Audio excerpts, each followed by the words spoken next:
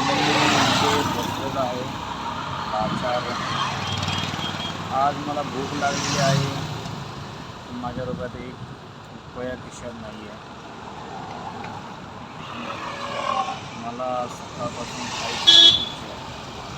लाचार वगैरे त्या सर्वला कॉल करतो तो मला काय पैसे द्यायचे आपण मनीषला पण विचारायचं आपण पैसे नाही.